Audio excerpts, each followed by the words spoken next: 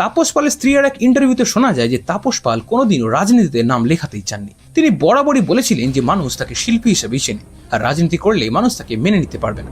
হ্যাঁ, তো একদিন সুদীপ বন্দ্যোপাধ্যায় এবং তার স্ত্রী নয়না আমার ভীষণই প্রিয়, এবং ওরা দিদিকে নিয়ে আসেন এবং দিদি বলে, তাপস তোমাকে তৃণমূল জয়েন করতেই হবে। অত ভাবেনি, ঠিক আছে দিদি বলছে, না বলতে পারে, জয়েন করে। বাট সে হয়তো স্বপ্নেও ভাবতে পারেনি এরপর তার সাথে ঠিক কি হতে চলেছিল। কারণ 2014 সালের জুন মাসে যা ঘটেছিল তা শুধু তাপস পালের কেরিয়ারকেই নাড়িয়ে দেয়নি, কাঁপিয়ে দিয়েছিল সারা দেশ। 2014 সালের 14ই জুন নদিয়ার একটা গ্রামে লোকসভা ভোটের প্রচার চলছে। তাপস পাল তখন কৃষ্ণনগরের সাংসদ, আর সেই জনসভায় তিনি তার কর্মীদের উদ্দেশ্যে এমন কিছু বললেন যা আজও কেউ বিশ্বাস করতেই পারে না যে এটা তাপস পাল বলতে পারে।